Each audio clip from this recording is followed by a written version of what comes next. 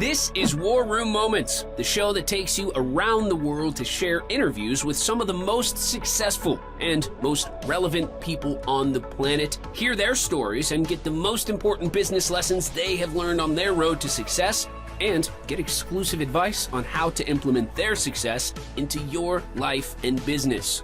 War Room Moments is brought to you by the Strategic Advisor Board. Here's your host, Jason Miller. All right. Hey, welcome to the War Room again, folks. Another fantastic guest on the show as part of my leadership council. And, it's great to have you on the show, Alfred. Well, thank you so much. I'm happy to be here. Basically, I'm a keynote speaker and I'm a virtual meeting expert. But Cool. Basically, what I've made my career on is explaining complex ideas to people in ways that they can put to immediate use. It's a good superpower to have. It's served me well. And I also am about helping people first and hoping that the revenues and the rest of it will follow. So yeah. That's always been my approach. It's good stuff. I love the very concise and to the point, description of what you do, right? And I think that's important because I listen to a lot. I often tell people, you take 30 seconds and hell, by the time they're done, it's 5 minutes later. And it's just like, can we not boil this down to a sentence or two? Yeah. Well, it's not something that comes easily to most people, and certainly not for me. And it's right. That's a distillation of many years of Yeah, that's true. Well, the elevator pitch is a real thing, right? And it is. It's I do a lot of work at this point with startup founders, people who are launching new companies, and one of the hardest things for them is to describe what they do and what it is they want. And for me, the elevator pitch is kind of a misnomer. I mean, basically what it is it's a lot of people see that as a way of explaining things, when for me, the whole point of the elevator pitch is to get somebody else asking questions. Right. Oh, that's interesting. I mean, at one point, I had a program that I was doing, and I said, my program's all about giving small businesses more time and money when they don't have enough of either. Yeah. And people would just stop and say, what? Yeah. What is that? How does that work? And right. So for me, the elevator pitch, you don't want to explain everything. You want to pose something that connects with them and then gets them asking questions. Yeah. Yeah. Like Godzilla versus what's the other one? The King ape Kong? King Well, Kong, right? Yeah. Yeah, King Kong. Godzilla, yeah. Godzilla versus King Kong. Right. Kong, I guess, is what they call him. But yeah, but you see the new commercial out for the new one that's coming, and it's just like, it's just to the point, right? I mean, I think they've overdone it at this point, but Hollywood has never failed by overdoing it. Yeah, they're good at that, aren't they? I mean, for crying out loud, we're still producing Halloweens, for crying out loud. Yep. Must be on like Halloween 50 by now. Exactly. Anyway, exactly. I digress, man. Yes. But anyway, so yeah, I'm always curious as to which is kind of the kickoff of the show here is, did you come from a family of entrepreneurs? And let's rewind that clock back to that day when you were a kid and you remember those kind of things. So oddly enough, my father, my late father, was the antithesis of an entrepreneur. I like to joke that, yes, my father really was a rocket scientist, and yes, my son has really done brain surgery. Wow. We just don't know what happened to me. Clearly it skips a generation. You landed in the middle somewhere there. Yeah. So he was a rocket scientist, and he made he was of age in World War II. And so he made the personal commitment to serving rather than pursuing, a personal fortune. And so he Sure. lived his life as a civil servant, worked with the government, his whole life. And that probably had a huge effect on me because, again, I view my role as service first. And then, want to make a business that supports me so that I can do that, so I can keep the lights on, food on the table. But it's always about doing something good first rather than trying to get money. Now, having said that, there was certainly entrepreneurship in my family. My mother's father, my grandfather, had a business where he made clay flower pots in Boston. And he saw the future changing, and he ended up being the first person to manufacture plastic flower pots in this country. And ended up making a very big business out of it and doing very, very well with it. So that certainly was a piece of influence. I was third out of 4 boys in the family. So I had 2 older brothers who were driving and going to parties and stuff. And I was kind of stingy with my allowance. And I'm lucky that I survived because I used to loan money to my oldest brother so he'd have gas money for the weekend. And at usurious rates. And so he would complain about having to pay me, pay the interest that I was charging.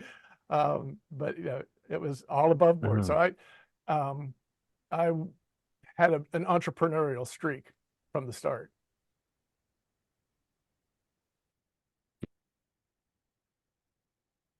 That's, So the cool thing about all that is, yeah. Are you still there? I'm still here.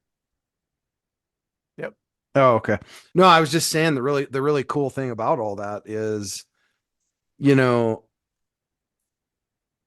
entrepreneurship in itself. I truly believe that, every human was designed to be an entrepreneur. So when you look at that, go back into history. I mean, we had to hunt, and you survived with what you killed. So, not that we have to do that anymore, but well, there's still a lot of eat what you talk about how you're, yeah, well, it still is in some ways, but when I look at your story, our stories shape where we end up going. And is that really what shaped you for what you've became today, do you feel? Or did that happen on its own, do you suppose? Well, certainly I think my family background led me in that direction. I started off teaching. I taught middle school science for a few years and realized I was a really good teacher, but just not in 40-minute segments. And that led to a couple different jobs. But within a short time, about 4 or 5 years later, I had my last job. I haven't had a job in whatever it is now, 40, 50 years. Been freelance writer. I've done, I wrote for PC Magazine for over 20 years. Did very well with that. So I've done I've learned a lot and as a professional speaker, I've learned a lot about what it takes to not have a paycheck and how to survive. One of the things, a lot of people over the years have come to me and said, I want your job. I want to do what you do. And so I've mentored lots of people over the years. And I think one of the biggest lessons, aside from the fact that not everybody has the temperament to, the risk tolerance that it takes to be freelance or self-employed, the biggest piece of advice I give to people is when you're looking at your revenues, and if they dip a little bit, don't think that it's necessarily just a dip, because that could be a trend. And, you've got to be prepared for that, that slide in revenues. By the same token, your revenues are going along and they start going up a little bit. Well, you got to be prepared. It could be a trend, but you've got to be prepared for that just being a little bump. And so don't go spending crazy just because, you got a big check in the mail.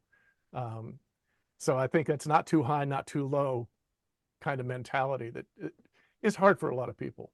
I mean, we look at the statistics, Small Business Administration, other outfits, a quarter of all new businesses fail within the first 2 or 3 years. Half of them are gone by 5 years. And it's something like 75–80% are gone by 10 years. And originally I thought, well, that means these are people who've lost their shirts. They've gone bankrupt, it's been a failure. No, in my experience, the vast majority of those are people who said, oh, dog chasing the cat. I caught the cat, but this isn't what I thought it was going to be. Yeah, flying that's a good point. ball of fur and claws and teeth. And they say, this is harder than I thought it was going to be. And they go back to a job, which is perfectly fine. Again, not everybody's cut out to live without a paycheck. But it takes a certain temperament, it takes a certain risk tolerance, and you've got to be open to learning about all those things that you don't know that you don't know. Again, I work a lot with founders of technology startups, and they have a great idea that could be a real, multi-million-dollar winner, but a lot of them are blind to the things that they don't realize: licensing fees, and payroll costs, some of the just the very simple legal kinds of things that they're going to run into. And so it's an on-the-job training situation where you have to learn a lot about how to do that. Yeah, drinking from the fire hose, that's what I call it. Yep. Yeah, and you have to have your head up and looking around it beyond just the problem that you're trying to solve. Which is why a lot of people go back to a bigger business, because then they can focus on the thing that they care about and not have to deal with personnel and payrolls and receivables and all that stuff. Yeah, you don't have to deal with all those are I don't know if headache's the right thing, but I think that's what a lot of people look at it is, well, people get institutionalized, right? That's just a part of it, right? I think we also have natural inclinations, tendencies towards different tasks. Sure. I'm not particularly fond of certain kinds of sales. Whereas there are other people out there who love sales. Just let them sell all day. That's all they'd ever want to do. I happen to think that accounting is kind of interesting, seeing where the numbers are. Other people don't make me challenge balance my checkbook. Do people have checkbooks anymore? I don't know. I don't. So one of the advantages of a bigger organization is that you can have people who care deeply about the different roles and can immerse themselves in that role and trust the rest of the team to make the other pieces work. Yeah, for sure. Definitely. Well, I think it's interesting, and I love I love what you said when you said, finding the temperament and risk tolerance. I think that's a fantastic way to put that. And if you took nothing away from the last 15-ish minutes, if you're out there listening and you didn't take anything else away, take that part away before you go out and either start something or as you start something. You just got to remember, there's going to be plenty of shit sandwiches along the way. Yep. And guess what? You're just going to have to take a few bites. and I would add, though, that there's help out there. Sure, absolutely. There are organizations designed to help startups. There are, peer groups like, BNI and other kinds of groups like that, where you can get together with other people in the similar situation and share ideas and find out about resources. The big myth is you have to do it alone. You don't. Yeah. Doesn't have to be an island, that's for sure. If you're living on an island as a business owner, you just chose to live there. Yeah. That's the way I look at it. Because I'm not sure I've ever lived on an island. I've always chose to build communities around me. Yep. and then I don't have to feel like I'm on an island. So, And for me, I'm a networker. hmm I am by nature. I'm a connector. One of the stories I love to tell about that. I graduated from college in 1973, which was a terrible time in terms of the economy, especially looking for a teaching job, which is what I was looking mm, for. And back in those days, you'd type out, a resume, go down to the copy shop, get 100 copies made, send them out all over the place. Absolutely honest with you, I sent out a grand total of 2 resumes in my first job, looking for my first job out of college. hmm. I got 3 offers. Wow. So, and that all happened because I used the resume to close the deal, not to open it. Right, right. Right. Yeah, I sure. networked my way. I found out who I knew, who knew about the schools that had an opening and what kind of opening, and would I be a match to that, and talk to them and Hmm talk to other people. So they knew me before I even sent in my application. Yeah. And this is something that, uh, tried to teach job seekers, college kids, that it, it's who you know that's going to get you the job, not in an Yeah. undue influence way, but just Right. companies are going to trust a recommendation from somebody within the tribe, as opposed to just, and these days trying to apply for a job online is ridiculous, Yeah. because Yeah. 95% of the applications are totally unqualified. hmm And so they use computers to filter them out, and your chance of getting past the computer is very small. So Yeah. It's get pretty crazy. somebody else to say you're okay, and you've got Right. a much better chance of getting the job. Yeah, that's true. Well, yeah, I mean, the great lessons there. I'm really curious, and I'd like to hear your perspective on it, just for the hard heads that didn't catch anything there. Um, you know, what are like 2 or 3 mainstay pieces of advice that Mhm. you'd love to give to not just a startup, I mean, even a successful business owner that's out there rocking it? So glad you asked. So the I will point out that you and I would not be having this conversation if I had had to come to you to do this recording, or if you had to travel to me to do this recording. Sure. The fact is that technology has made it possible for us to communicate hmm effectively, across distances. Uh, Yesterday morning, I gave a talk in India from here, hmm live. So that, yeah, obviously that couldn't happen if I'd have.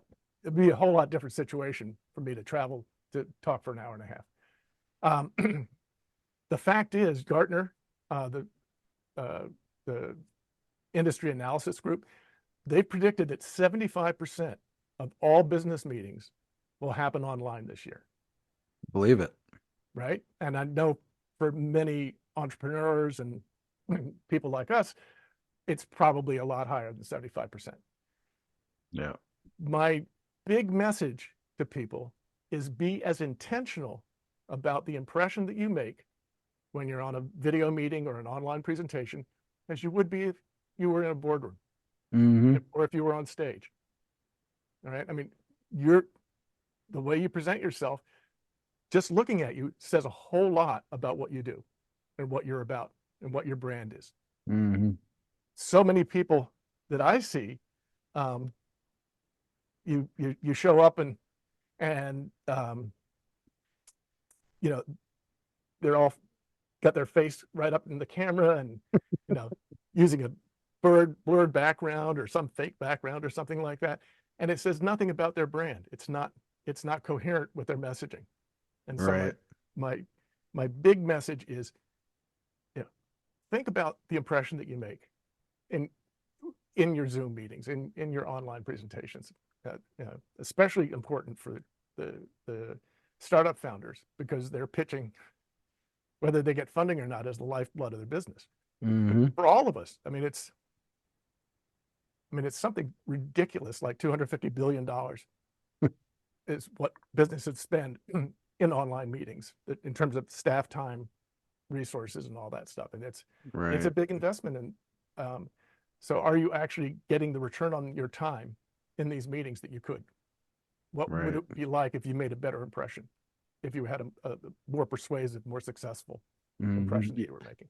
Yeah, time is way more important than the money, for Well, sure. it's all we Right? got. That's all we got at the end of It's the all we day. got. I mean, you and I aren't going to get these 24 minutes back ever, No, right? exactly. So they're gone. So, Nor the people who have been watching it. But right? hopefully Absolutely. they got some value out of this Right. that was worth more than the 24 minutes they put in. Yeah, that's very true for sure.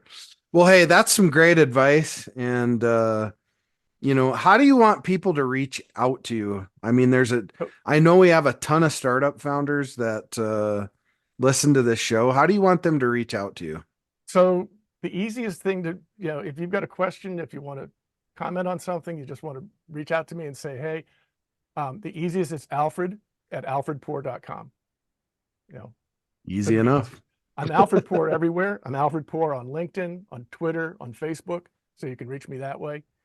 And if you're interested about this, making a better impression in your online meetings, again, 75% of the meetings are going to be online. Well, that's why I have it.